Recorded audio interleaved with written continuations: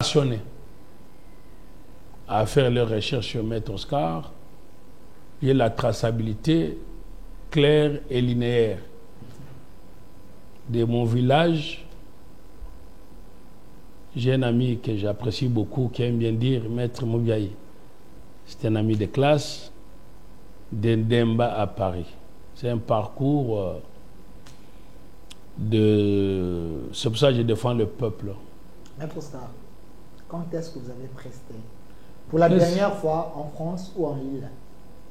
Écoutez, non, je réponds à la question. Okay. On recule sur l'annuaire. L'annuaire, s'il vous plaît. De 2014 jusqu'à aujourd'hui, ça fait 11 ans. Donc, il semble que c'est possible. On peut... non, qu'on recule l'annuaire. On peut vous soutirer sur la liste parce que... Non, ça ne se fait pas comme ça. C'est pour ça que pas avoir l'annuaire. C'est pour ça que je parlais de notre ami. Vous voyez l'annuaire, c'est 2025, non? Vous ne voyez pas? Regardez, annuaire, quelle année? 2025. Voilà. Mais vous êtes inscrit là-bas en 2014. C'est pour ça que je vous explique maintenant, cher ami. Expliquez l'opinion. Je prête serment le 22 juillet 2014 à la cour d'appel de Douai. Et pour nos étudiants comme Pius, quand on est avocat, on est dans une corporation qu'on appelle Ordre des avocats. C'est pour ça, plus loin, vous voyez, c'est Ordre des avocats de Lille. À la différence du Congo, parce que les gens, ils se méprennent un peu. Moi, Maître Moubiaï, quand vous me parlez du droit congolais ou du Congo, je connais mon pays, je parle du droit congolais, ok? Parce que j'ai eu la licence. Ce qu'on appelle la licence au Congo, c'est ce qu'on appelle en France maîtrise. Ça veut dire, vous êtes autorisé. C'est ça ce qu'on appelle la licence. J'ai la licence en droit congolais. Après, je suis allé en France, j'ai eu le master en droit français. Après, je suis allé à l'école du barreau de Paris. En France, on ne devient pas avocat sans passer par l'école. Au Congo, on sort de la faculté, on devient avocat en passant un concours. Mais en France, on fait l'école. Et chaque province, comme au Congo, nous avons 22 provinces. Chaque 26. Province, 26 plutôt, parce que j'étais un peu intéressé à ma date de prestation de serment le 22 juillet, c'est comme ça le 22 m'entraîne ces lapsus. Chaque province sur le 26 a une école de formation pour avocats. Sauf Paris, qui en a 2. Paris et Versailles. Comme Kinshasa, cour d'appel de Matete et cour d'appel de Gombe. Et moi, pour devenir avocat, je passe à l'école et je suis passé à l'école du barreau de Paris. OK? Promotion 2013. Et quand vous avez maintenant satisfait en sortant de l'école à l'examen, vous pouvez prêter serment à n'importe quel barreau. Et la France, à mon époque, si ça évolue, je ne sais pas, c'était 182 barreaux. Avec mon diplôme de barreau de Paris, si je vais m'installer partout en France, je m'y installe. Et donc, je prête serment le 22 juillet 2014 à la cour d'appel de Douai. Et je suis souvent, je le dis aux États généraux, j'ai vu les gens dire comme en France, et parfois il y a des livres qu'on citait, dont les auteurs ont été mes enseignants, mais souvent on citait la jurisprudence de la cour d'appel de Douai qui produit beaucoup de jurisprudence et peut-être je pensais que les gens m'interrogent aussi là. Il y a le ministre Moutamba qui aime bien mon professeur de contention constitutionnelle, Roubuvelois. C'est fut mon professeur. Donc, comme je vous disais, d'Endemba à Paris, c'est un parcours des citoyens qui sort comme tout enfant de la République, qui connaît la misère, qui fait les pieds pour aller à l'école, qui n'est pas enfant d'eux, bien que mon père avait été enseignant. Métier aussi valeureux, et nous pensons que notre ministre va continuer à valoriser le métier d'enseignant parce que c'est le métier trop valeureux, parce que c'est ça ce qui fait une nation. Et les enseignants ne doivent pas être comme si c'était à l'époque de Mobutu, on disait que si tu veux la misère, choisis à épouser un enseignant. Nous pensons que avec les régimes actuels, c'est pour ça que nous sommes très heureux qu'on est en train de faire un effort, qu'on augmente les salaires. Et donc, en France... À quand remonte votre dernière prestation en France comme avocat? Qu'est-ce que vous entendez par prestation? Vous parlez de prestation de serment ou bien l'exercice du métier? L'exercice du métier. Mais je l'exerce jusqu'à maintenant même. J'ai dit à quand? À quand même maintenant là même. Parce que les gens vous voient avec Kinshasa. Cher ami, voilà. Il y a une confusion non, que vous êtes voilà. ici, vous ne prestez plus là-bas. Bon, alors. Quand il y a des listes qu'on essaie d'actualiser chaque année, tirer, il y a un terme là, tirer, qui complique un peu plusieurs personnes, parce que vous n'êtes pas sur cette liste. Je suis en train de vous répondre. Quelle liste dont vous parlez? Il y a des listes qui circulent. Non, je vous réponds. Okay. On appelle annuaire. La liste est l'annuaire des avocats. Voilà l'annuaire des avocats. Voilà mon année de prestation de serment. Tout est clair. Maintenant, ça ne m'occupe pas. J'étais en train d'éclairer parce que nous avons des jeunes gens qui finissent. Ils peuvent avoir la volonté d'aller s'inscrire en France ou d'aller y étudier comme il y en a beaucoup. C'est pour ça que j'étais en train d'expliquer la procédure à comment on devient avocat en France.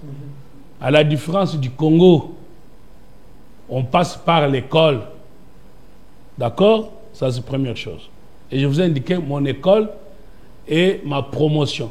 Vous tapez sur Google, promotion 2013, École des barreaux de Paris. Vous voyez les jours et l'heure où j'ai été proclamé. D'accord?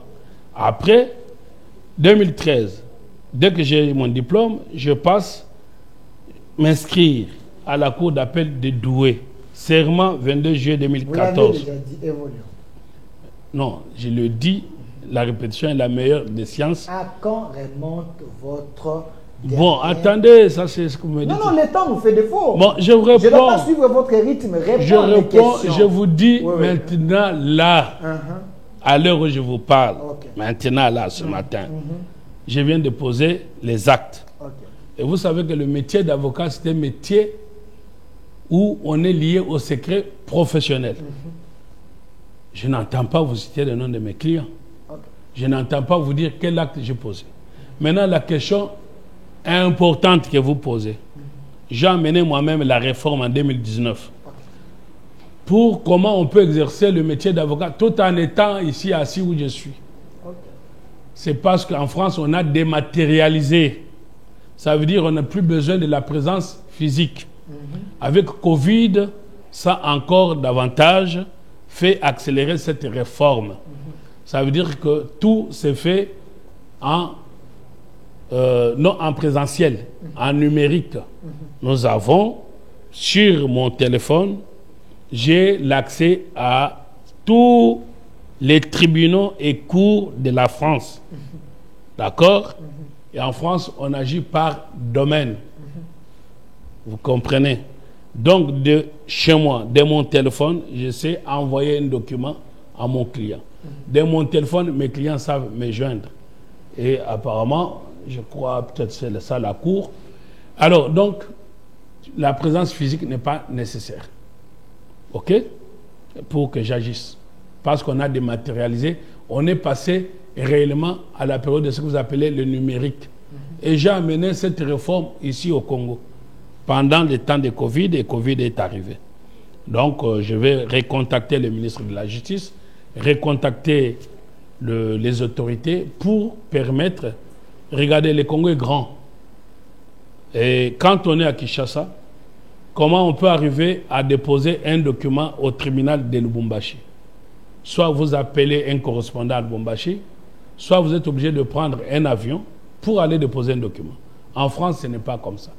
De votre bureau, vous envoyez les documents à Lubumbashi. Et ça, c'est la magie du numérique. Et quand on parle du numérique ici, c'est une très bonne chose, c'est une grande réforme, mais accélérons pour qu'on arrive à des réformes. Donc, je peux être partout où je suis et je peux exercer mon travail d'avocat partout donc, où je suis. Donc, les publics retiennent que Maître Oscar, il pose les actes à partir de son téléphone ici à Kinshasa comme avocat au barreau des... Non, pas seulement à partir de mon téléphone. Parce que vous dites que mais je peux la présence physique n'est pas nécessaire. N'est pas nécessaire. Donc, en étant à Kinshasa, vous continuez à poser les actes par votre téléphone. Non seulement par mon téléphone. Okay. En France, il y a des fax. Et puis, j'ai une assistante. OK? Et puis, je suis contacté par des mails. Pas plus tard qu'il y a la nuit d'hier, il y a un avocat guinéen qui m'a contacté parce qu'il voulait entrer en contact avec un des avocats de collectif du ministre Moutamba. Je lui ai communiqué mon ami Joël Kitenge. Donc, les avocats, on est un réseau mondial. Ce n'est qu'au Congo, on veut rester cloisonné. Donc, c'est un faux débat, on peut passer parce que... passer ce débat très rapidement, avant de dire qu'on le passe, à la différence. C'est ça la différence. Je peux vous donner la différence du monde, cher ami. Il n'y a que les Africains qui n'aiment pas leurs frères. Quand un frère est parti voir ailleurs, il ramène ce qu'il a vu ailleurs plutôt, chez lui, c'est un plus-value. Et donc, à la différence du Congo, en France, on prête serment à la cour d'appel, mais l'ordre des avocats, les barreaux, s'organise auprès du tribunal de grande instance et non pas auprès de la cour. Alors qu'au Congo, l'ordre des avocats, on prête serment à la cour d'appel, comme en France, mais l'ordre s'organise autour de la cour d'appel. C'est là ça la différence. L'ordre en France est autour du tribunal de grande instance et l'ordre au Congo c'est autour de la cour d'appel. Ça sont des notions que notre ami Pius peut apprendre en droit comparé. Ça sont des choses que nos étudiants, c'est pour ça que j'ai répondu à votre question, mais venir sur un débat aussi élémentaire par secrétaire général d'un parti politique, les Rwandais là-bas et les Kabylistes s'organisent dans leur officine pour salir mon image. Ça ne me semble pas m'atteindre. Dans l'idéal que j'ai à défendre mon pays, et c'est un devoir citoyen parce que la Constitution dit tout citoyen congolais doit défendre son pays. Quand je m'attaque à ces gens-là, je défends mon pays et je suis debout. Voilà. Merci, Maître Oscar Moubiaï, APJ au peuple de juger, donc tout Congolais. Vous pouvez également aller vérifier si Maître Oscar est réellement avocat au barreau de Paris, mais il vient d'expliquer, je veux que ce débat ne puisse pas perdurer, parce que l'homme s'assume. Alors. Mais je voulais aussi dire, parce qu'à ce moment-là, ça devient trop récurrent. J'ai vu dans les journaux des gens qui sur sont... la toile, hein, vraiment. Des gens qui sont plus... Mais ça, c'est vraiment les laboratoires et les officines de kabylistes et pourquoi Rwandais. Vous attaquez les kabylistes et les que... Rwandais parce que il y a des Congolais qui sont jaloux de leur métier. Donc, non, vous avez... Non, un Congolais qui est jaloux de son métier ne peut pas se méprendre. Il va interroger mon bâtonnier, on va lui dire oui, il est avocat. Voilà, il y a l'annuaire, il y a beaucoup de canaux de recherche. Hein, là, je crois que quelqu'un qui pose cette question, c'est réellement quelqu'un de vulgaire et inutilement moins intelligent. Si ce sont des gens que vous m'avez cités, ça c'est vraiment... Non, et ils ont fait des débats avec vous. Ceux qui ont fait des recherches, ils les ont appelés pour dire que votre type-là, qui s'est présenté comme avocat barreau de Lille, selon nos recherches, il ne le pas. Mais eux aussi, moi, envoyé ça pour me demander, Delphin, vous pouvez un peu vérifier, parce que quand vous appelez quelqu'un en face de nous, vous dites qu'il est avocat barreau de Lille, vous, comme journaliste, prenez les soins d'abord de vérifier. Et ils n'ont pas confirmé, et vous ils avez m'ont posé vérifié des questions, et je vous ai appelé pour vous... Vous avez vérifié. J'ai vérifié. Et vous avez trouvé quoi? Et je suis... convaincu que vous êtes avocat non, barreau. pas question qu'on veut être convaincu. Je suis convaincu sur base des éléments que vous m'avez produits. Bon, c'est ça ce qui est plus important. Merci. Mais maintenant, je ne peux pas accepter que quelqu'un qui a le rang d'un secrétaire général, quelqu'un qui a le rang d'honorable comme Moukébaï, quelqu'un qui est étudiant et journaliste de recherche comme Pius, je ne me comprends pas comment ils puissent prendre votre temps précieux en vous posant des questions élémentaires par eux-mêmes.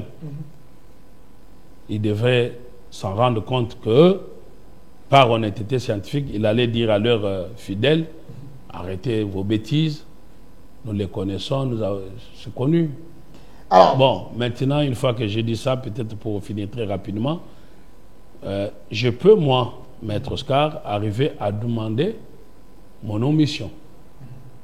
Tout comme mon barreau peut estimer que je suis resté longtemps au Congo et que pour cela, il peut dire, nous vous omettons. L'omission est temporaire.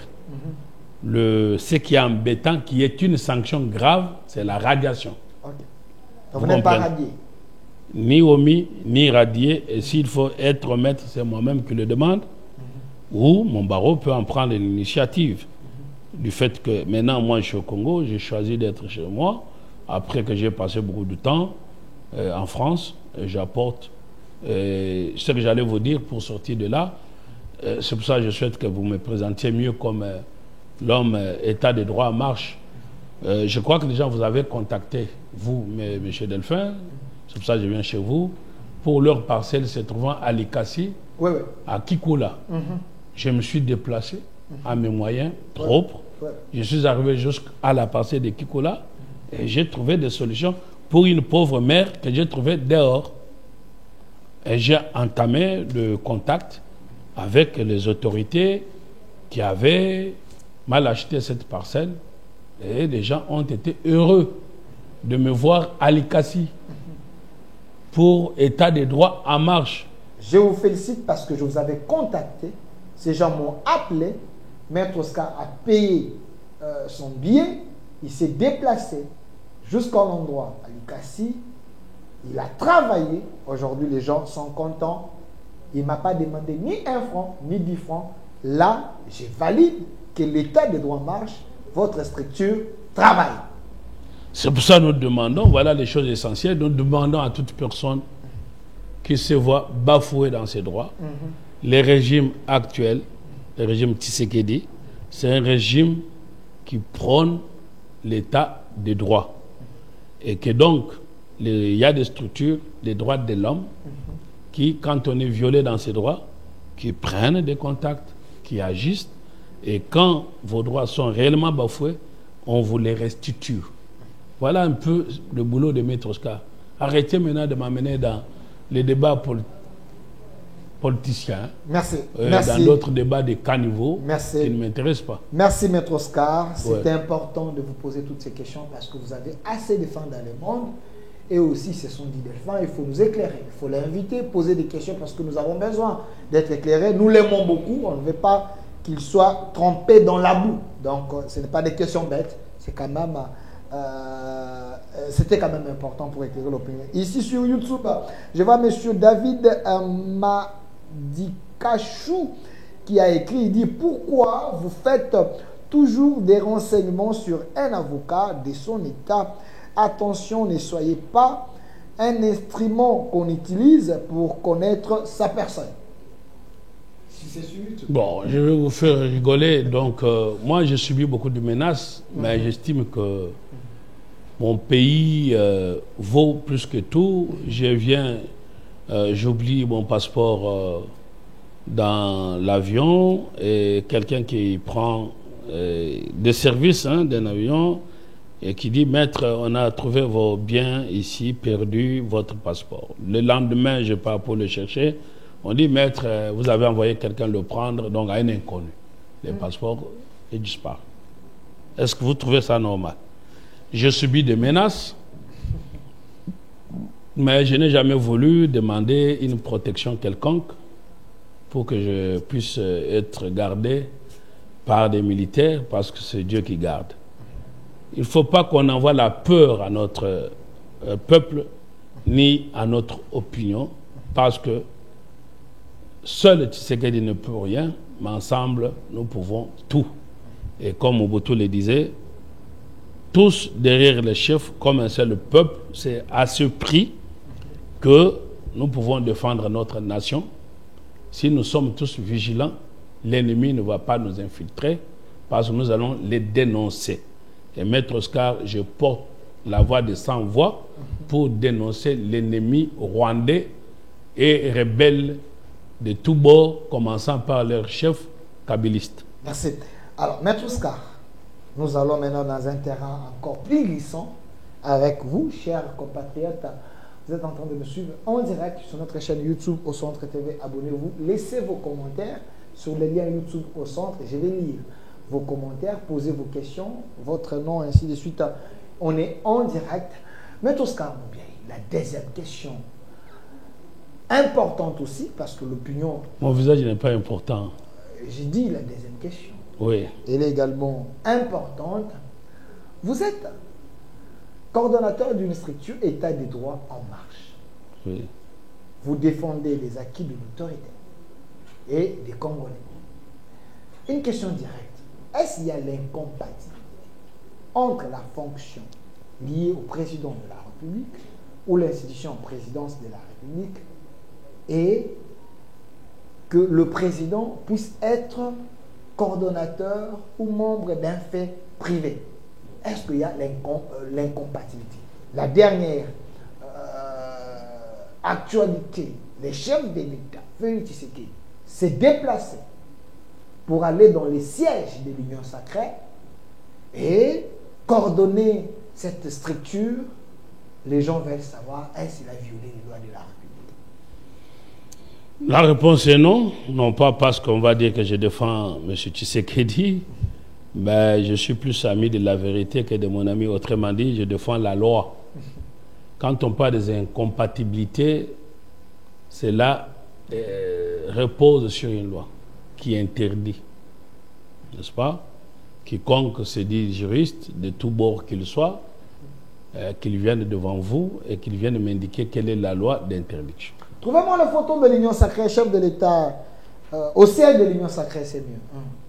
Donc, il n'y a aucune loi qui indique une incompatibilité quelconque entre les statuts ou la fonction du président de la République avec son appartenance à sa famille politique. Je dis bien appartenance. Alors, quand on parle d'une... Alors, la question est, c'est ça ce qui est plus important. Quand je viens chez vous, vous m'invitez comme expert en droit, et c'est tout ce que je sais faire, et je fais ce que je sais faire, et j'éclaire mon opinion là-dessus, parce que ces questions-là que vous posez, nos étudiants, parfois, dans les gros livres du droit constitutionnel, parfois s'y perdent, mais en suivant, ils apprennent vite, parce que la question de parti politique et groupe de pression, et ayant été nourri aux mamelles d'un grand professeur de droit constitutionnel au Congo, qui est le professeur Diello, parce que tous les Congolais d'une génération quelconque ont eu pour maître Diello. Voilà mon maître en droit constitutionnel. Après, il y a des disciples qui sont arrivés. Après le départ des Blancs, c'est Diello. Ok. Bon, très bien. Et le professeur Diello, évidemment, qui succède au vieux Liaou. Et donc, groupe de pression et parti politique, c'est le 5e chapitre en droit constitutionnel. Et la vraie question, quelle est la nature juridique d'un parti politique? C'est une association et on dit que c'est un fait privé. Donc, ça n'a rien à voir des institutions. Et toute personne peut adhérer librement à une association. C'est la liberté d'association des partis politiques. Et nous en avons plus que les entreprises, malheureusement, aujourd'hui. C'est pour ça que je prône le changement de la Constitution pour qu'on réduise le nombre de partis politiques, et parce que ça devient vraiment là où les gens vont pouvoir se cacher pour espérer entrer en politique pour s'enrichir. Non, on ne vient pas en politique pour s'enrichir. Donc, comment on appelle ça? L'union sacrée C'est un regroupement de plusieurs partis politiques et associations, à la tête de laquelle, donc l'Union Sacrée, cette structure, se trouve pas M. Félix Tshisekedi, mais se trouve le professeur André Mbata, le célèbre.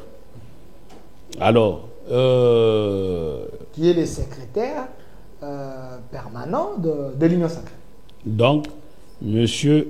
Félix Tshisekedi n'occupe aucune fonction dans la structure Union Sacrée. Première considération. Okay. Deuxième considération. M.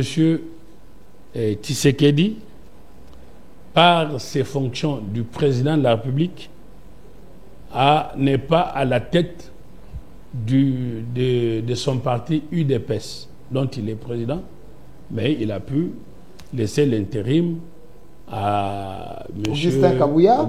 Là-bas, il est autorité de référence. Voilà. Deuxième considération. Maintenant, la vraie question que vous posez n'est pas basée sur la loi. Parce qu'en droit constitutionnel, tout n'est pas loi.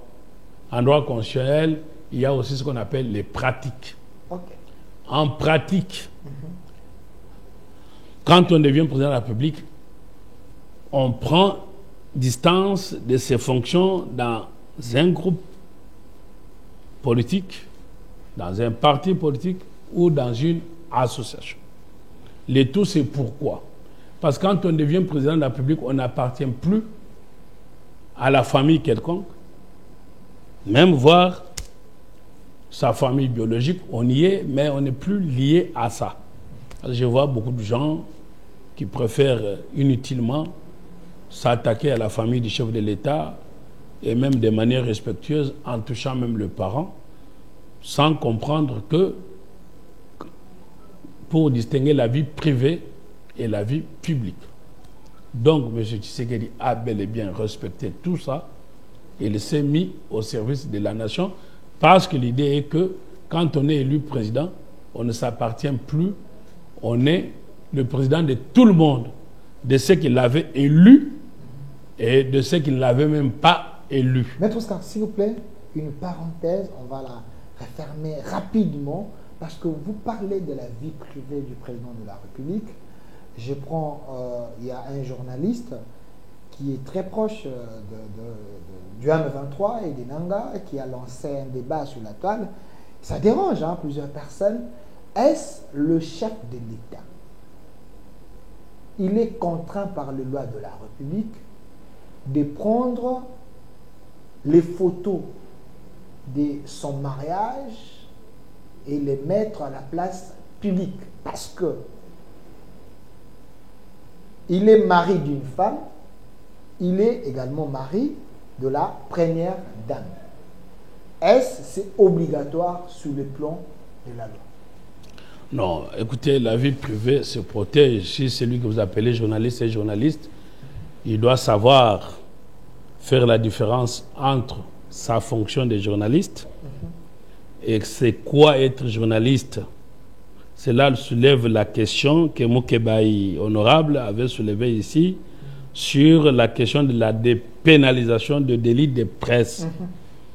Donc, personne n'est à l'abri quand on commet une infraction. Donc, le journaliste là dont vous me parlez, il commet l'infraction d'injure et de diffamation. Et les journalistes tentent souvent de s'abriter derrière leurs fonctions pour violer la loi. Et quand on les arrête pour diffamation et injure, on va dire qu'il n'y a pas l'état des droits et on va avoir des associations des droits de l'homme.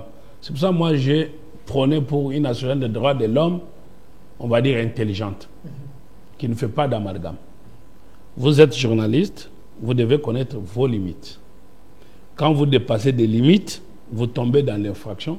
Et donc, il faut trouver un équilibre nécessaire entre sa profession de journaliste garantie par la Constitution en termes de droit à l'information dont a besoin l'opinion. Et c'est pour cela que le journaliste est un métier louable et noble que vous faites. Oscar, je suis en train de répondre à votre question. Oui. Parce qu'il faut être un peu directe, parce que les gens ont besoin de comprendre. Est-ce la première dame a droit aux honneurs de la République? Écoutez, la première dame, non seulement en tant que femme, a droit au respect et à sa dignité, mais aussi et surtout sa position, pas sa fonction, sa position d'être à côté du chef entraîne que son image est liée à celle du chef, qui est le symbole d'une nation. Par conséquent, elle a droit au respect dû à sa position, parce que quand vous l'attaquez, vous glissez vers les injures envers le chef de l'État, et quand vous injuriez le chef de l'État, vous n'oubliez pas que vous êtes en train de vous injurier vous-même, parce que vous injuriez votre nation. Il n'y a pas que nous, parce que les Congolais, parfois, nous pensons, parce qu'on passe dans les réseaux sociaux, on est dans son salon, on prend son petit téléphone, on commence à injurier M. Tshisekedi. C'est bien, ça satisfait peut-être son émotion, mais on oublie que cette image salit le Congo et non pas Tshisekedi. Parce que c'est une image que l'on voit par le monde entier, à travers d'autres pays, et on dit voilà comment les Congolais se comportent. Vous voyez que en pensant injurier Tshisekedi, vous injuriez tous les Congolais. Et donc, j'étais en train de répondre à votre question de manière claire, en disant que le monsieur qui a dit ça n'a pas raison, parce que une première dame ou personne, même un citoyen simple, ordinaire comme moi, n'a pas à publier sa vie privée. Il n'y a que les Congolais qui préfèrent étaler leur vie privée dans les réseaux sociaux. Donc, il n'y a pas une loi qui oblige un chef de l'État et la première dame de prendre ces photos de mariage, les mettre à la place publique pour protéger leur image, parce que, je ne vais même pas citer les noms du journaliste parce que c'est un journaliste impoli, mais parce que l'opinion a besoin peut-être de savoir sur le plan des droits, est-ce qu'il y a une loi qui oblige les couples présidentiels de mettre cela à la place publique, parce qu'il semblerait que les mariages feront en sorte que leur image aussi soit bien vue dans la société? Je vais dire ceci, pour répondre à votre question. Je ne sais pas où vous voulez vous en venir. Je ne connais pas les journalistes auxquels vous faites allusion. Vous aurez peut-être bien fait de me dire de quel journaliste vous parlez, et je ne sais pas s'il est journaliste. Je peux avoir la photo de... Vous voulez que je les cite? Moi, je ne sais pas, parce qu'il y a des gens qui se disent journalistes sans lettres. Bon. Ou bien il y a des gens... Parce qu'un journaliste est caractérisé par... Je parle de Pero Luara. Est-ce que je peux avoir la photo de Pero Luara? Bon, voilà. Vous me citez celui-là. Un journaliste est caractérisé par l'éthique. Donc, moi, je réponds très rapidement. Okay. Il n'y a aucune loi qui oblige déjà un président de se marier. Aucune loi? Non. Okay. Un président n'est pas obligé d'être marié. Les internautes, vous pouvez engager les débats. Et donc, posez vos questions. Ça, c'est la première chose. Nous sommes un État laïque. Okay. C'est ça, ce qu'il ne faut pas confondre. Quand on se dit journaliste, on ne vient pas parler des histoires qu'on a entendues dans les matongés ou qu'on sort. D'accord? Ou quand on a bu son verre, ou quand on veut se faire le buzz, comme vous dites, on commence à parler des histoires. C'est là que je suis en train de vous dire, de dire qu'un journaliste, il apporte l'information. C'est quoi l'information? Moi, je ne suis pas journaliste, mais du point de vue pénal, moi, je suis juriste. Et la loi punit la diffamation, et un journaliste, s'il y a une infraction qu'il cajole ou qui le hante, les risques qu'il court, c'est de tomber facilement dans diffamation. Okay. La frontière entre le métier de journaliste et l'injure et la diffamation est trop ténue. Okay. Ça veut dire qu'elle est fragile. Et donc, vous êtes obligé à une discipline permanente pour apporter l'information. Et c'est quoi l'information? En droit, il y a une jurisprudence, et c'est pour ça que j'avais conseillé au ministre Mouyaya, au lieu de chercher de passer par une loi, mais que l'on passe par un jugement, donc ce que l'on appelle la voie de prétoire donc, du tribunal. Quand un journaliste est acquitté, il y en a eu qui ont été acquittés. Il y a l'honorable Eliezer, nous nous sommes battus quand Ngoï Kassange avait fait le fou du roi pour faire arrêter un journaliste qui n'avait fait que son boulot, au moins celui-là. M. Eliezer, je me suis battu pour ça. J'étais encore en Europe pour ceux qui veulent dire qu'est-ce que je fais. Quand j'étais en Europe, ils ne me demandaient pas ce que je faisais. Alors, je viens dans mon pays, maintenant, qu'est-ce que vous faites? De quel droit vous pouvez me demander ce que je fais dans mon pays? Voilà, je suis libre. Alors, donc, en ce moment-là, le juge aurait pu dire ceci, qu'il n'y a pas eu diffamation parce que le journaliste a apporté une information utile et nécessaire. Voilà les critères d'une information. Une information doit être caractérisée par les caractères d'utilité, par le caractère de nécessité, et voilà, je me limite à ces deux caractères. Maintenant, quand vous avez un monsieur, soi-disant sous couvert de son boulot de journaliste, vous dit Tshisekedi et ceci, Tshisekedi et cela, dans tout manque d'éducation élémentaire pour toute personne, s'attaque et injurie, diffame.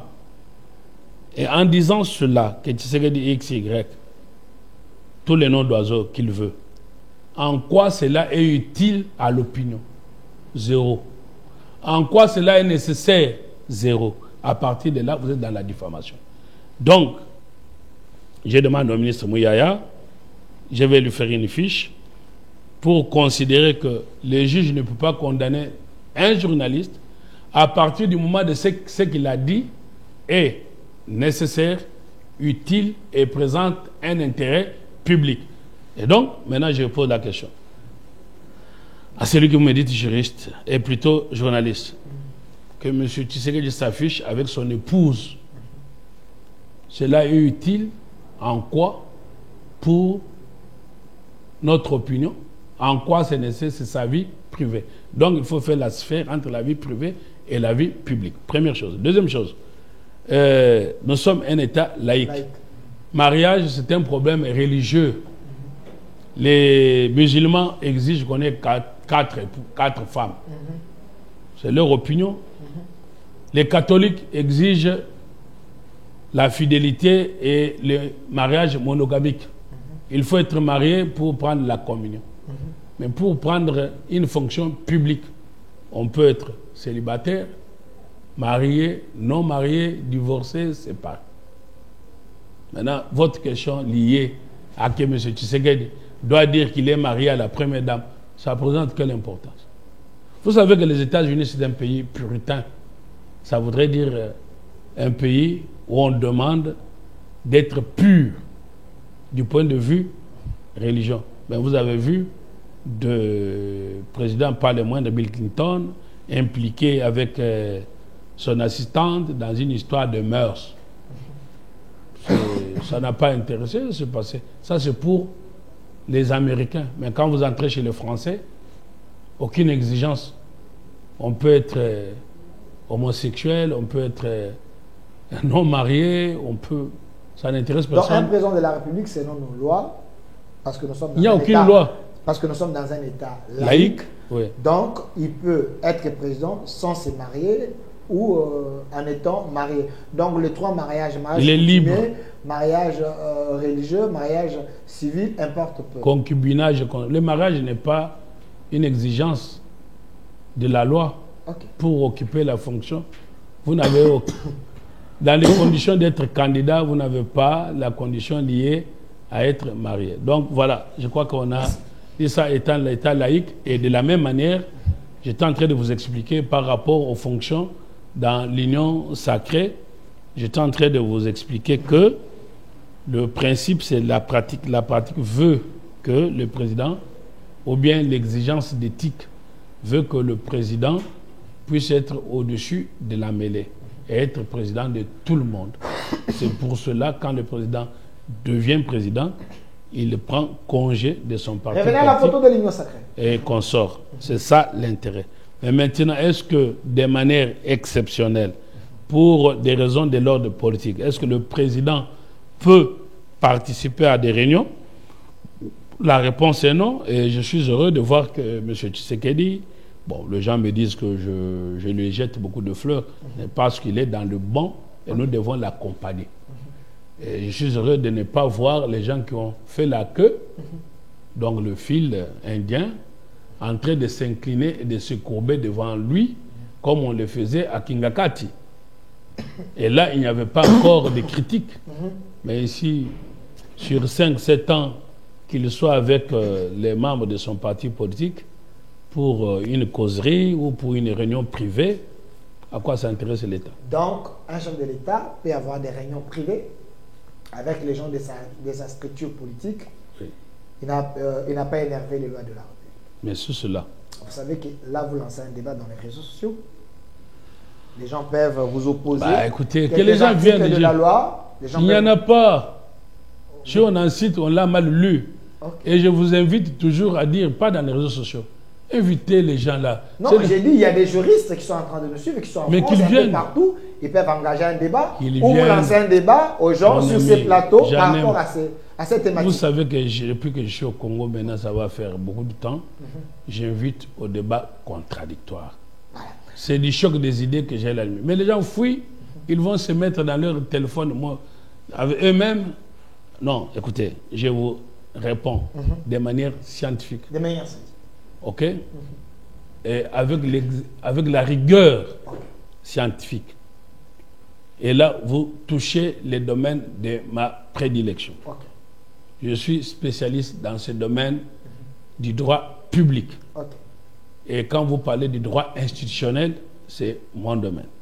Je vous réponds sans risque d'être contredit. Après, ils vont dire, Maître Oscar, il est orgueilleux. Non, appelez tout constitutionnaliste, tout juriste, si vous voulez. Je ferai le débat avec lui. Il n'y a pas une loi qui impose une incompatibilité. Parce que, de par la nature même, être dans un parti politique, être dans une association, c'est un fait privé. Donc, ça ne relève pas de la vie publique. En conséquence, il n'y a aucune loi qui impose l'incompatibilité parce que quand vous êtes dans une association, vous n'avez pas de fonction publique. L'incompatibilité, c'est pour éviter le cumul de fonctions. Vous êtes président, vous êtes avec une autre, c'est pour éviter le cumul.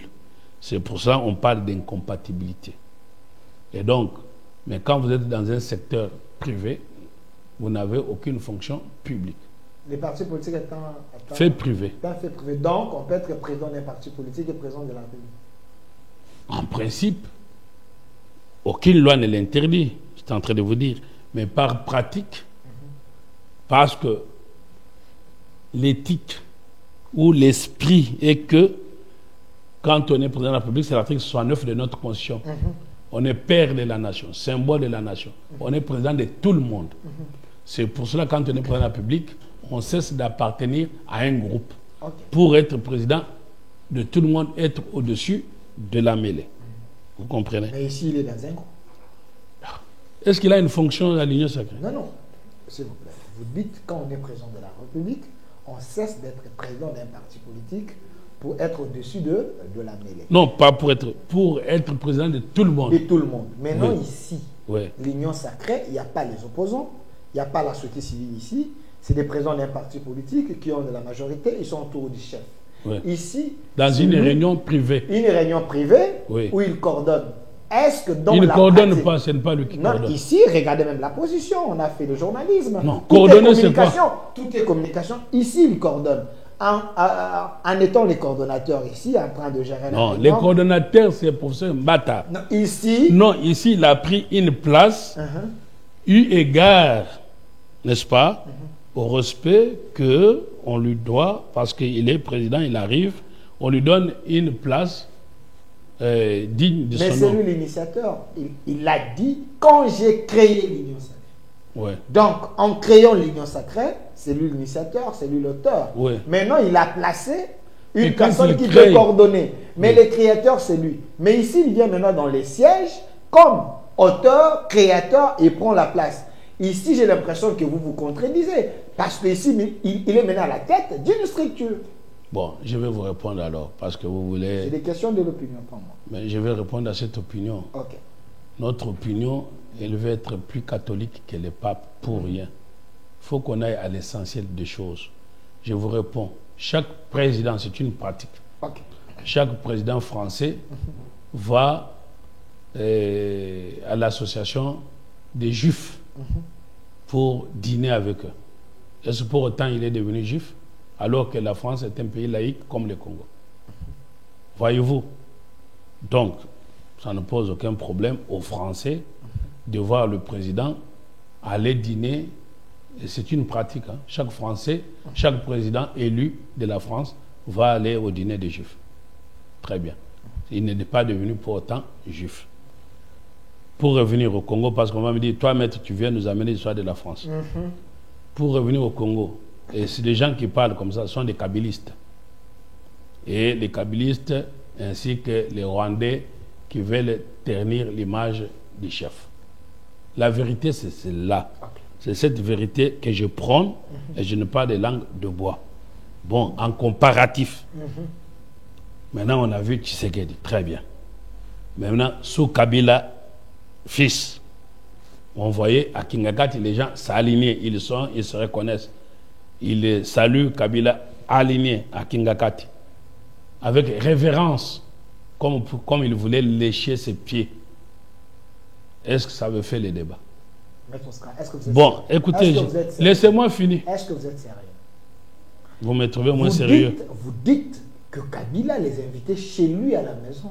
Mais ici, c'est le siège de l'Union. À Kingagati, c'est la maison de Kabila. Non, c'est aussi sa maison. Il a invité les gens chez lui à la maison. Monsieur, en train de manger avec les gens. Monsieur, quand vous avez des photos. Mais connaître. Ici, non, c'est important. Ici, c'est dans les sièges de l'Union sacrée. C'est différent. Les sièges où se tissaient les pouvoirs, où les gens se rendaient pour prendre les décisions de ce pays. Sous Kabila, c'était pas Kingagati. Ça, c'est connu de tout le monde. Vous avez amené l'état des droits, mais il ne faut pas suivre les gens qui n'ont jamais respecté les lois de la République. Non, c'est malgré moi que je l'ai dit, parce que si nous n'allons pas imiter les kabylistes. Mais quand ils deviennent donneurs de leçons, nous leur retournons, parce qu'ils doivent être rattrapés par leur vécu. Aujourd'hui, la grande difficulté des kabylistes, ils ont tellement fait du mal au pays qu'ils ne peuvent pas donner moindre leçon parce qu'on va leur retourner leur propre vie. J'espère pour qu'ils en aient honte. Encore faudra-t-il dire qu'ils n'ont pas honte. Vous comprenez? Quand on a mal agi, on doit avoir honte. Mais eux, ils sont téméraires et courageux, alors qu'ils ne pouvaient pas donner leçon à aucun moment de la vie politique de ce pays, parce qu'ils n'ont fait que violer des lois. En tuant, en violant, en spoliant, tout ça, nous l'avons connu. C'est un raccourci frauduleux. Retournons ici. Maintenant, une fois que l'on a dit ça, non, je peux démontrer. Je peux vous dire que le siège de l'UDPS a été incendié. Je peux vous citer des Rossi Mukendi qui ont été tués. Je peux vous citer des Armand Tongulu. Je peux vous citer des tortures. Ça, c'est des blessures que nous portons dans notre âme et dans notre chair. Ça, c'est le mal du régime. Et aujourd'hui, nous soutenons le régime Tshisekedi parce qu'il est venu réparer tout ça.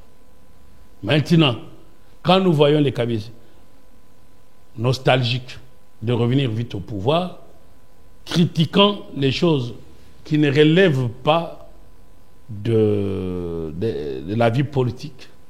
Il faut les débats politiques sérieux.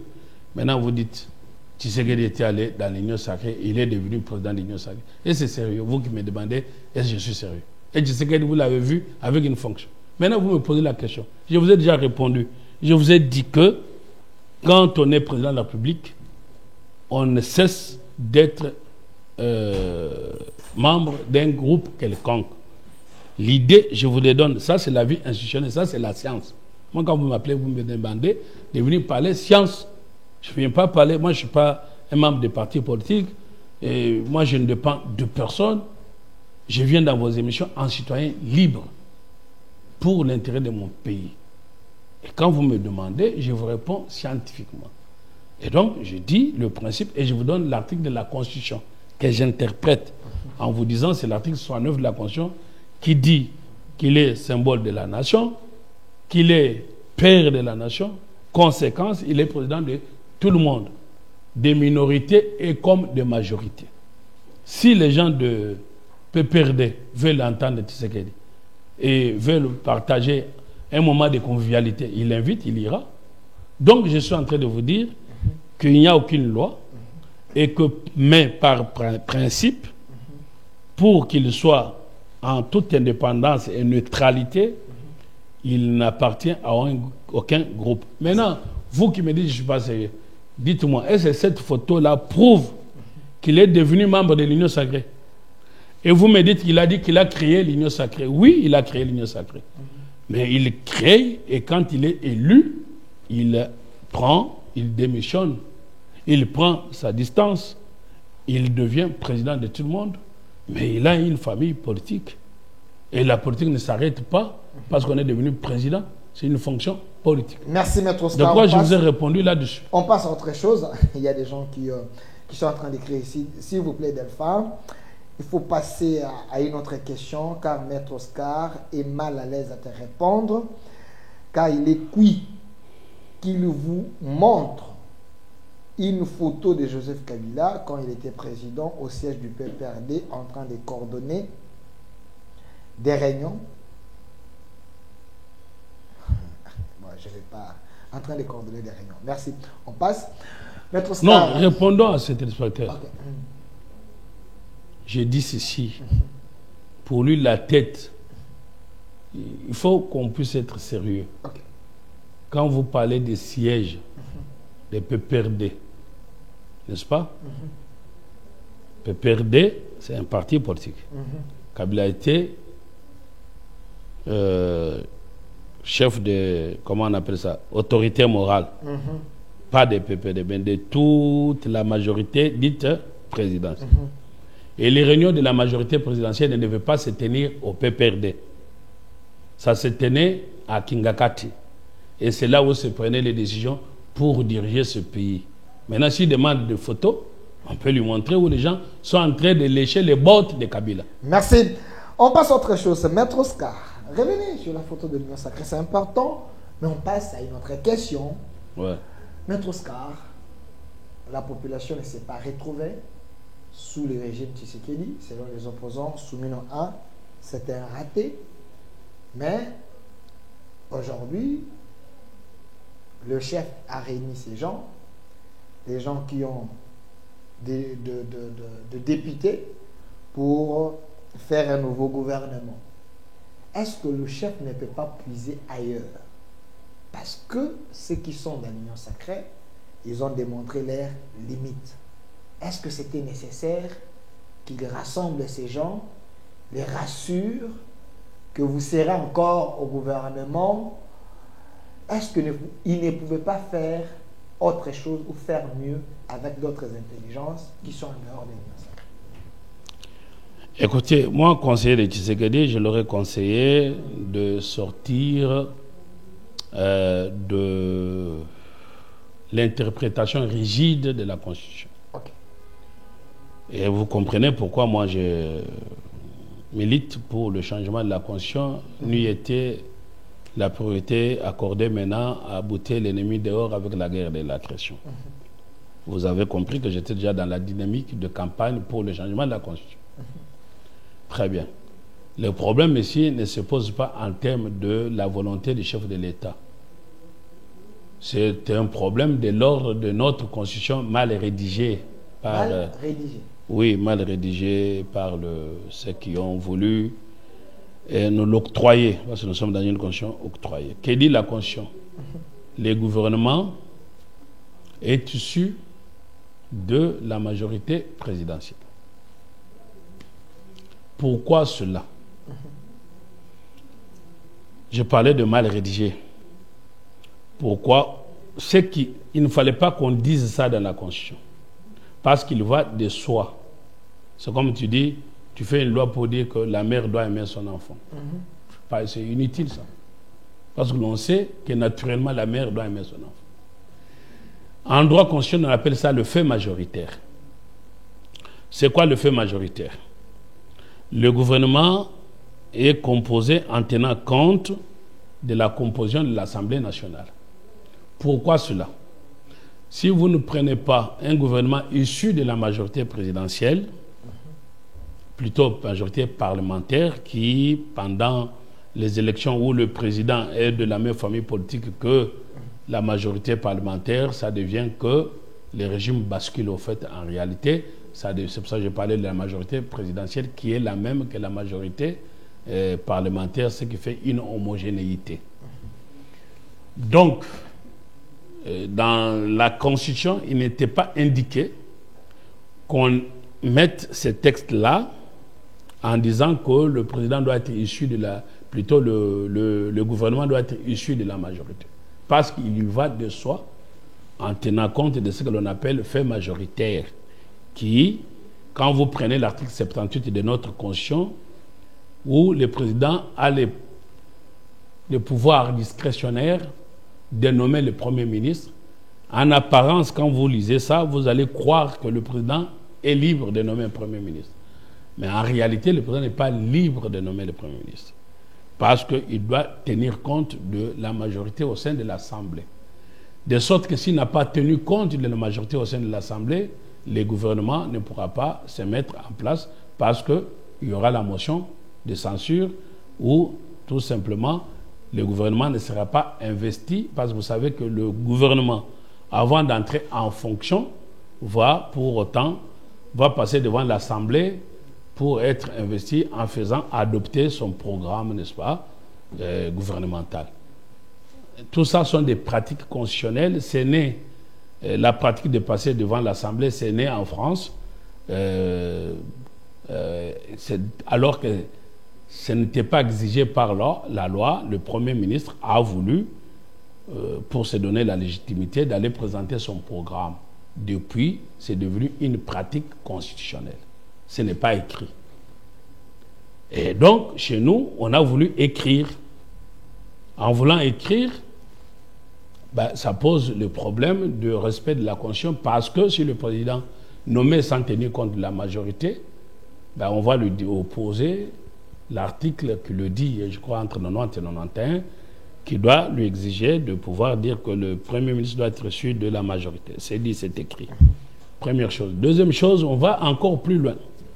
On va constitutionnaliser le tribalisme. On va dire qu'en composant le gouvernement, on doit tenir compte de l'espace linguistique. Qu'est-ce que ça veut dire? Si ce n'est que le tribalisme institutionnel. Voilà, ça c'est l'erreur de la Constitution. Dans notre Constitution, consacre le tribalisme constitutionnel. Oui. Ça c'est fort, ça.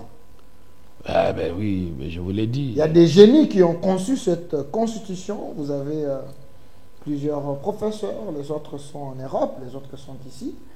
Quand vous dites ça, donc, vous risquez de les énerver. C'est pour ça que je prends les risques. C'est pour ça que vous voyez qu'on m'injurie, on commence même à passer au mensonge. On vous critique. Non, on m'injurie. Quand on dit qu'il n'a jamais été avocat alors que je le suis et que j'en ai souffert pour devenir à ce niveau-là, vous savez, pour devenir avocat, il faut se réveiller à 5 h du matin en Europe. À 5 h du matin pendant l'hiver, il fait trop froid, mon cher ami. Donc, le chef de l'État, il est prisonnier de la Constitution et prisonnier de ces gens qui sont dans l'Union sacrée, qui ont de la majorité. Ce n'est pas pour rien que les gens veulent aller à la députation, voire en vendant même leur maison. C'est pour un jour se retrouver dans le gouvernement. Alors, si nous voulons sortir de tout ça, admettez que le président aille au-delà de la Constitution et qu'il devienne un petit dictateur. Là, il va violer la Constitution. Il faut à un moment donné prendre le choix juste pour son pays. Vous vous contredisez là. Vous êtes à la tête d'une structure État des droits en marche, mais vous demandez au chef de l'État de violer la Constitution. Donc, vous voulez une chose et son contraire. Bon, si vous analysez comme ça, c'est une analyse aussi facile. Non, état de droit en marche, ce qui veut dire, aussi longtemps qu'on n'a pas encore changé la Constitution, respectons ce qui existe. On vous a dit l'état de droit en marche, ça voudrait dire pour vous, les droits seraient respectés des textes illégaux. Ça va vous surprendre. Est-ce que vous savez qu'il y a l'État qui viole les droits? Vous dites. Vous savez qu'un État peut violer les droits des citoyens. C'est le cas de la RDC. L'État peut devenir un oppresseur. C'est le cas de la RDC. Non, si c'était le cas de la RDC, je n'aurais pas dit que mon nation s'appelle État de droit en marche.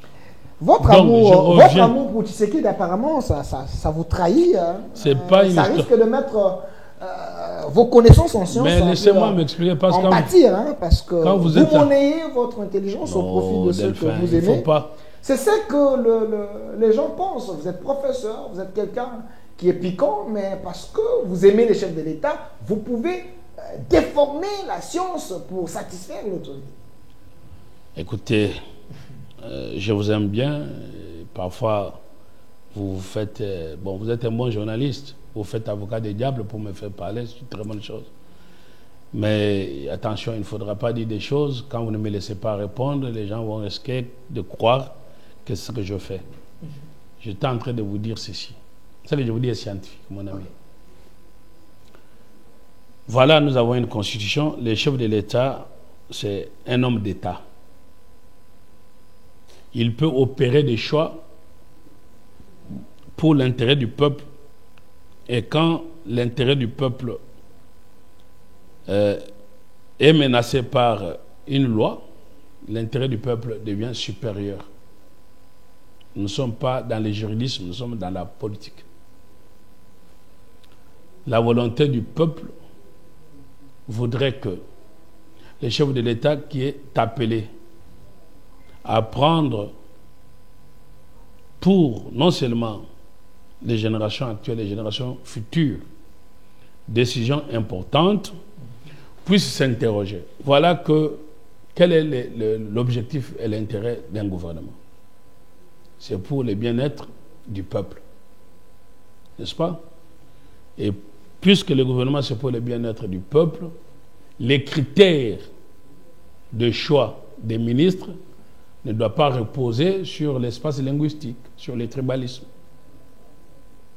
Ne doit pas reposer sur le clientélisme politique. C'est pour ça qu'il faut sortir de tout ça. Qui dit la Constitution. La Constitution consacre. Ce n'est pas moi qui l'ai dit. Parce que vous dites maintenant parce que vous aimez Tshisekedi. Ce n'est pas un problème d'amour de Tshisekedi. C'est un problème d'amour du peuple.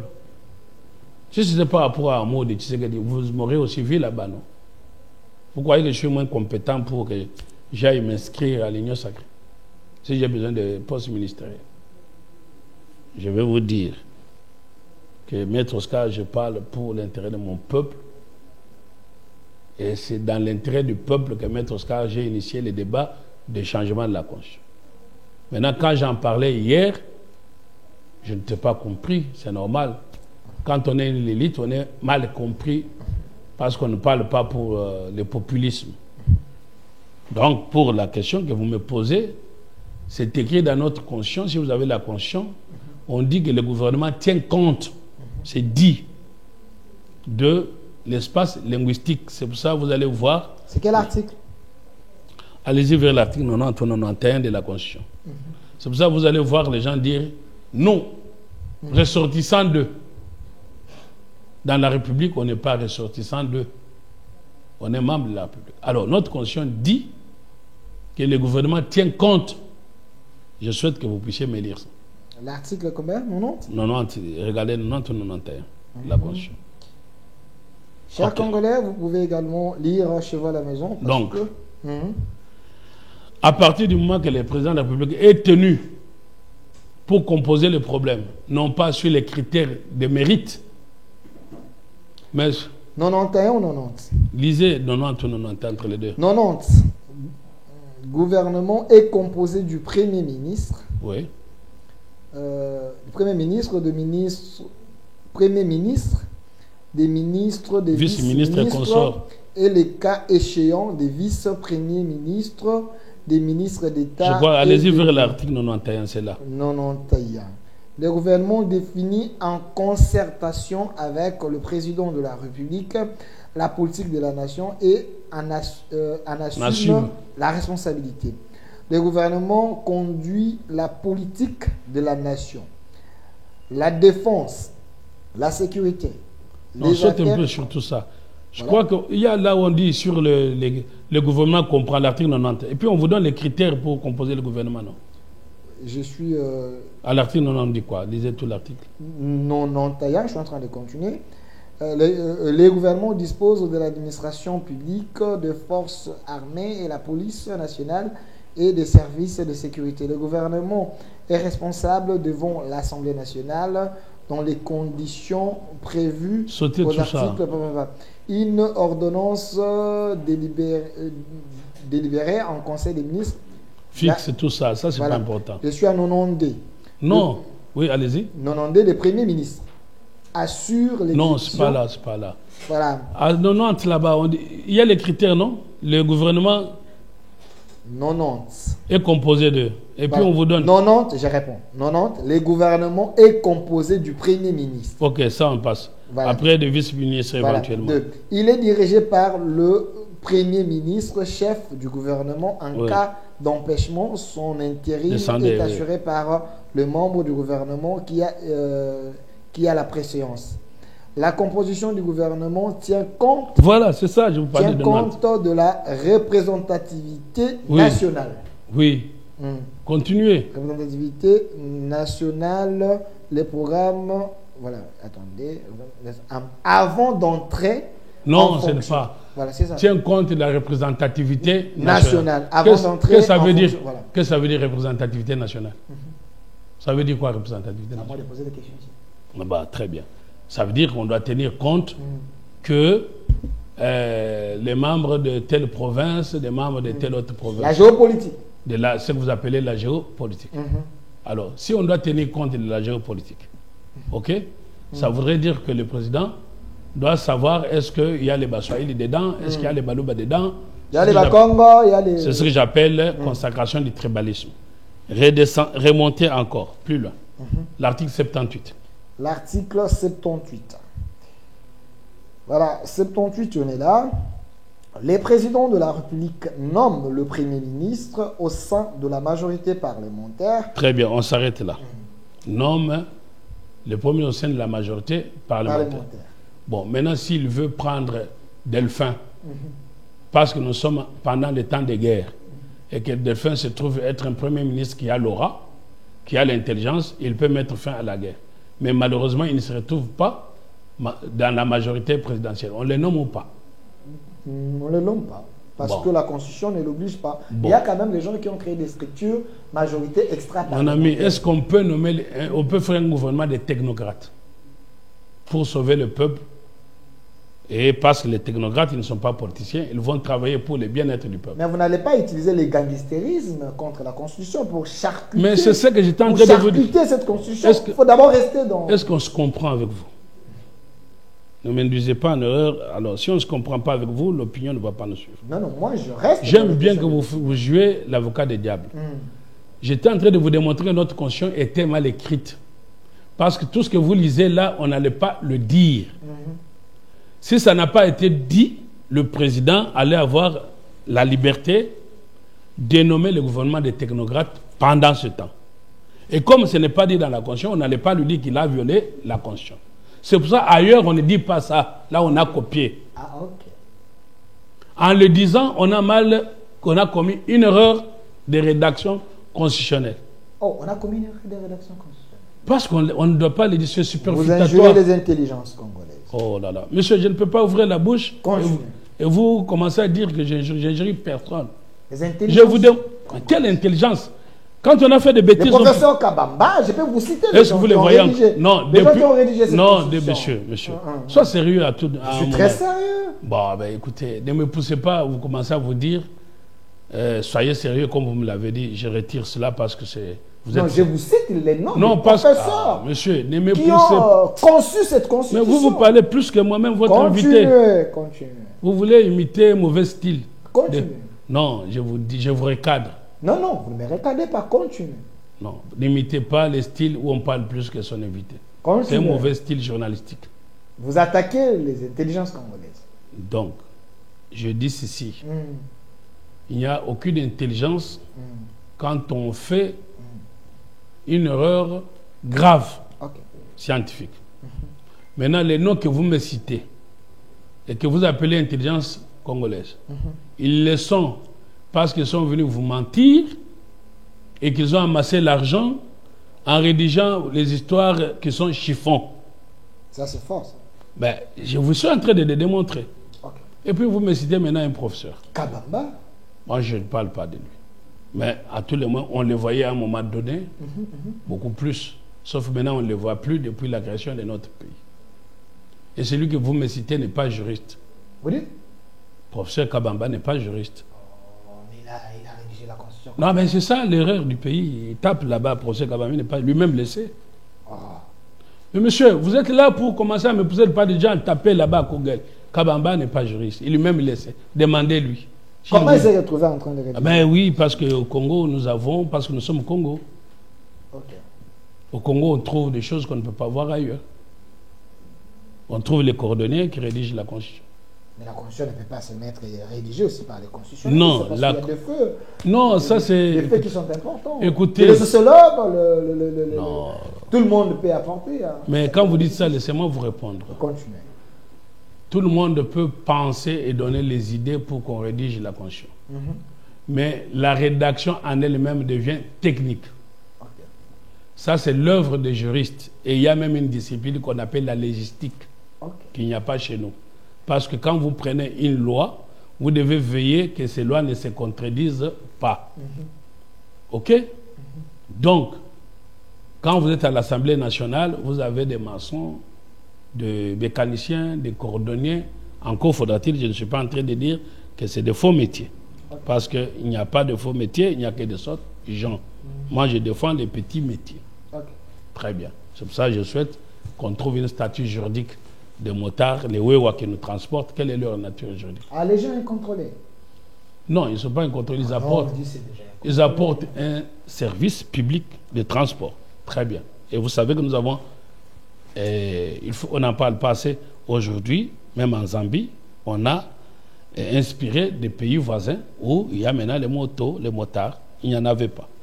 Donc, il faut seulement canaliser cela, encadré par des lois, pour évidemment sortir des abus. Maître Oscar, vous voulez rendre le chef de l'État, vous voulez qu'il soit un petit dictateur. C'est là où il y a ma question. Donc, tout ce qui est écrit dans la Constitution, il y a certaines choses qui le maintiennent en prison. Sur ce, il doit avoir une dose d'un dictateur pour essayer un peu de sauver le Congo. C'est ce que vous voulez dire? Bon, je vais vous répondre clairement. Si vous me laissez vous répondre. Continue. Et de ne pas mal comprendre. Essayez un peu d'avaler des pilules dures qu'on vous donne. Si Galilée avait suivi que c'était le soleil qui tournait autour de la terre, ce qui était admis par les églises, comme maintenant nous avons les églises qui croient que leur voix va faire que là on a tué les gens, vous avez des prélats qui n'en parlent pas. Ils vont dire vérité de réconciliation. Vous allez réconcilier sur terre rwandaise qui? C'est la dernière question, videz d'abord cette question. Bon, maintenant, je suis en train de vous dire, parce que j'embrasse tout et je condense et je résume pour gagner le temps. Je suis en train de vous dire ceci. Voilà la preuve d'une constitution mal rédigée qui nous rattrape. D'accord? 1. Nul ne peut arriver au pouvoir par les armes. C'est la constitution qui le dit. Quand nous avons voulu changer la constitution, ceux qui nous ont attaqués, c'est les rebelles d'aujourd'hui, en soutane comme en costume. Maintenant qu'il y a des gens qui veulent prendre le pouvoir par les armes, soutenus par eux-mêmes, ils ne disent pas qu'il y a violation de la Constitution. 2. Vous êtes en train de dire, voilà le président doit nous amener un gouvernement de salut public, on va dire, un gouvernement qui donne du pain aux Congolais. Large union nationale. Quoi c'est? Large union nationale. Moi, ça, ça m'intéresse. Parce que ce qui m'intéresse, c'est le peuple. Le peuple n'a pas besoin de larges, petits, grands, moyens. Face aussi les fistrés, donc pour créer un peu cette union nationale solide. Le peuple a besoin que les enfants aillent à l'école, qu'ils mangent et qu'on garantisse leur avenir. Cela passe par les gens, hommes et femmes, de par leurs compétences, travaillent au sein de ce qu'on appelle le gouvernement. Et donc, les gouvernements, les membres doivent y être de par la méritocratie, le mérite et le savoir-faire. Or, notre constitution ne permet pas cela. Notre constitution dit ceci, qu'un premier ministre doit être issu de la majorité. Je vous ai démontré qu'en droit constitutionnel, c'est ce qu'on appelle fait majoritaire. Je ne reviens plus sur ce que je vous avais dit. Mais cela n'est pas écrit, parce que quand vous écrivez, vous ne devenez plus souple pour sortir des textes. Et nous avons écrit, et nous avons eu des textes liant les chefs de l'État. À partir de là, ces textes-là sont mauvais. Maintenant, les textes qui sont mauvais lient les chefs. On dit on doit prendre les Baluba. On doit prendre... Nous avons 52 tribus au Congo. Et quand vous vous dites que le gouvernement doit tenir compte de la représentativité nationale, vous allez... Je parle là où je maîtrise, beaucoup plus. Ben, je parle là où je maîtrise aussi. Quand je suis Katanga, on ne veut pas. Allez, je pars au Katanga, que j'aime. Vous avez quelqu'un qui est nommé Premier ministre, il est Muchokwe. Les Hemba, les Rondes vont dire que le Tchokwe n'est pas le nôtre. Est-ce qu'on a une représentativité nationale? Vous avez compris. Donc, votre mot, la représentativité nationale, ça ne veut rien dire. C'est la consacration de l'ethnicité et donc la consécration des divisions et des frustrations. Parce que quand vous prenez, vous dites qu'il est moussalifone. Bon, tous les moussalifone ne se retrouvent pas à un individu qu'on va nommer Premier ministre.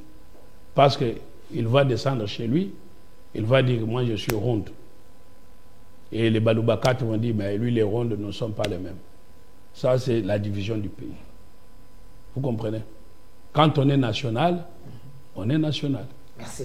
Donc, est-ce que vous avez compris? Maintenant, la Constitution a dit ça. Ayant dit ça, ça liait les chefs de l'État. Maintenant, nous avons le choix à faire. Ça, je m'adresse à notre peuple. Okay. Est-ce que notre chef de l'État va-t-il être lié à des lois mauvaises ou va-t-il faire opérer un choix? Allez, même si il arrivait à aller au-delà de ces textes. Et encore faudra-t-il dire, et j'ai fini par là, quand vous prenez la Constitution, si les chefs de l'État nomment Delphin aujourd'hui, j'aime bien qu'on vous nomme, hein? Vous voyez que je fais votre promo. Je le souhaite. Très bien. Est-ce que vous êtes d'un parti politique? Est-ce qu'on peut vous nommer ministre de la communication? Selon la Constitution, non. Ok. Et alors, si pendant ce temps-là, c'est vous qui êtes l'homme qu'il faut, à la place qu'il faut, pour... Je n'ai rien contre Mouya, il a fait bien son métier. Mais il est peut-être fatigué aussi. Ça va faire beaucoup de temps qu'il parle des choses.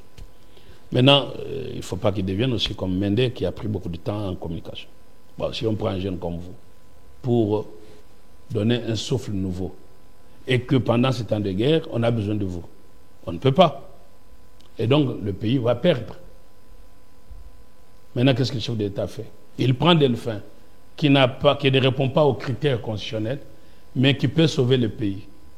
Qu'est-ce qu'il fait? Il le prend ou il le laisse? Chez les Romains, on a pris un paysan qu'il fallait qu'il sauve Rome. Il a sauvé Rome. Au moins, lui, après avoir sauvé Rome, il est retourné à élaborer ses champs. Redimus ad Boris. Il est retourné à élever les champs. Vous voyez un technocrate qu'on a pris. Merci. Et qui a sauvé le pays. Merci. Mais maintenant, notre constitution interdit qu'on trouve les technocrates pour sauver le pays parce que on doit dire il est de quelle langue, il est des représentativités nationales. Merci, Maître Oscar. Est-ce que vous m'avez maintenant bien compris? Je lance un défi aux gens qui pensent que sa logique, sa manière de voir... Pas ma logique, c'est la science. S'il vous plaît, sa manière de voir les choses par rapport à notre Constitution, si vous estimez que vous avez les muscles intellectuels, vous pouvez m'appeler. On verra comment on peut organiser un débat sur cette thématique. Mais Maître Oscar, quand vous étiez en train de parler, j'étais en train de prier au fond de moi pour que les gens qui vous suivent des détenteurs et des députés qui ne s'énervent pas contre vous, moins encore contre le chef de l'État, parce qu'ils sont très jaloux, ils ont mis leurs moyens pour avoir ces députés. Donc, il ne faut pas exciter le chef de l'État, charcuter la Constitution, parce que vous risquez d'avoir des frustrations politiques, les gens qui ont apporté leur pierre à l'édifice. Alors, on passe à une autre question. Notre Oscar, 5 minutes. On a dit, il nous reste 5 minutes.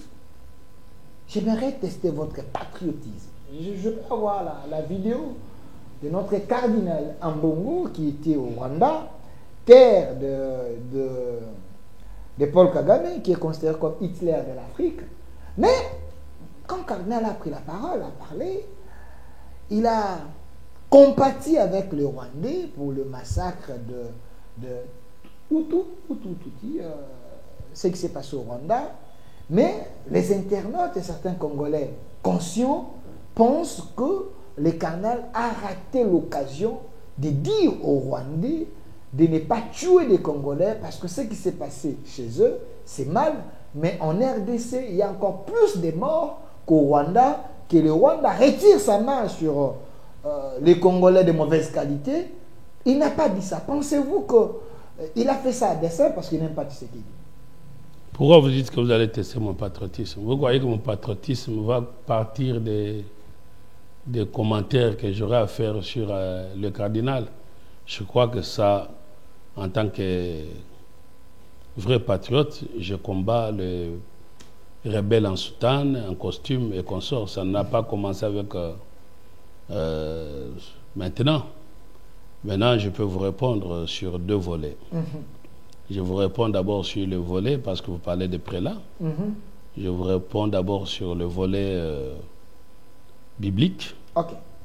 Et puis je vous répondrai sur le volet patriotique, parce que vous avez voulu mon opinion comme un patriote. Sur le volet biblique, quand les rois violaient, tuaient, tenaient les enfants d'Israël en esclavagisme ou en esclaves, Dieu envoyait les prophètes d'aller dire aux rois. Et les rois étaient les rois tout-puissants, qui pouvaient vous jeter comme proie au lion. Et les prophètes avaient le courage d'affronter le roi pour lui dire, le roi, arrête ton mal. C'est cette occasion que notre prophète vivant, cardinal, a manqué de dire au roi méchant, Kagame, autour de lui dire, ô roi, arrête de tuer les Congolais, ô roi, suis la loi de Dieu, arrête de faire violer les femmes qui acclament là-bas, qui sont, parce que vous savez, les rebelles violent même les religieuses. Hein. C'est vrai ça? Ah bon, vous n'avez jamais suivi cela. Bon, demandez à... Peut-être un bon, on ne sait pas. Demandez à notre prix Nobel. Beaucoup. Voilà. Donc, il a manqué ce courage. Or, un prophète, un prélat, doit avoir le courage. Il a manqué ce courage. Non, c'est encouragé. Il dit des choses à Tshisekedi d'ici. Hein? Je crois avoir répondu. Okay. Et à vous de juger. Moi, je dis ce qui relève de mon opinion. Okay. Et nos compatriotes, s'il y en a un seul, qui a entendu dans les discours de notre prophète et prélat vivant, moi j'ai suivi, resuivi, tourné. Si c'était une disque, ça serait enrayé. Je n'ai pas entendu un seul mot de la bouche de notre prophète dire au roi Kagame, dictateur, qui n'a pas la bonne gouvernance, tout ce qu'il critique sur le Congo, il était face à celui qui ne fait même pas 1/10. Je ne l'ai pas entendu critiquer. S'il y a un Congolais qui vienne ici en débat avec moi, j'ai dit, il a manqué l'occasion comme un envoyé de Dieu. Et à partir de là, son discours dans notre pays doit devenir inaudible et nous devons le condamner au silence à jamais. Condamner qui est cadre l'amour. Oui, au silence à jamais. Okay. Donc, il ne peut plus prendre parole pour prêcher. Qu'il aille prêcher, il ne peut même pas prêcher parce qu'il n'a pas eu le courage de parler au dictateur Kagame à l'occasion qu'il avait. Ça, c'est sur le plan biblique. sur le plan de l'ordre politique, Chité. c'est quelqu'un qui est dans sa terre de prédilection au naturel, où il y a la rébellion. Bon, maintenant, est-ce que quand on est contre la rébellion, on peut arriver dans la rébellion et être accueilli sans qu'on soit tué? Et quand on est dans... On parlait tout à l'heure des groupes politiques et des familles politiques. C'est quelqu'un qui parle face à la terre de sa famille, politique de rébellion. Il parle sur la terre de sa famille. Qui Colonel Amour? Oui. Non, il était au Rwanda. Sur la terre de sa famille. C'est ce que j'ai dit, non? Vous voulez que je vous dise? Je pouvais retirer, ça peut choquer certaines sensibilités. Oh, monsieur, je retirerai quand il se sera souvenu qu'il ne faut pas, quand il retournera encore à la terre de sa famille pour dire que arrêtez de tuer les Congolais. Vos propos vous engagent. Bon, très bien. Une fois que je vous ai dit ça, j'ai dit sur les deux volets, je fais un petit pas en arrière sur mes minutes qui me restent, ou une seconde qui me reste. Dans ce que vous étiez en train de dire ici, j'allais, si vous me laissiez finir mes idées, j'aurais pu tout de suite répondre sur ça, mais je ne m'en souviens plus trop exactement. Mais sinon, j'étais en train de dire clairement que dans ce que vous dites, que je demande au président de devenir un petit dictateur, il est admis en droit constitutionnel que pendant le temps de guerre, et on va me dire, mais nous ne sommes pas en temps de guerre parce que ça c'est juridique, mais nous sommes en temps d'agression, et comme on n'a pas proclamé la guerre, c'est pour ça, juridiquement, on ne parle pas de guerre. Mais les résultats les mêmes, on tue, on viole, on fait ceci. Pendant ce temps-là, on demande à ce que le président ait beaucoup de pouvoir et devienne un monarque constitutionnel. Donc, qu'il devienne en clair un dictateur.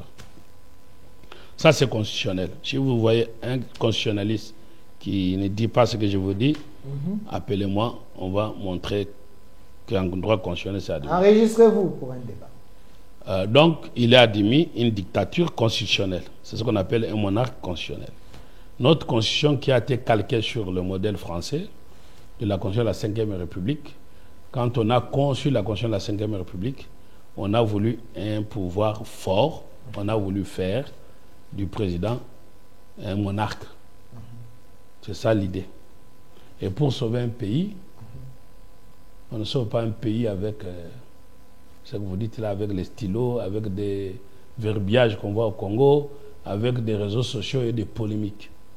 On sauve un pays quand on se met derrière son chef et on le pousse, comme on voit les Ukrainiens le faire. Merci. Vous ne voyez pas en Ukraine aujourd'hui l'opposition et consorts.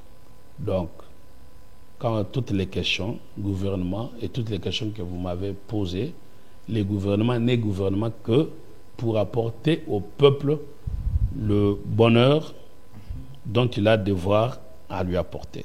Merci. Nous sommes contre les gouvernements qui vivent le bonheur aujourd'hui et en le promettant au peuple pour demain, et le peuple n'a pas vu ce bonheur. Merci. Et donc, en conséquence, pour cet objectif-là, moi, conseiller du président de la République, si je l'étais, je lui demanderais d'aller au-delà des textes.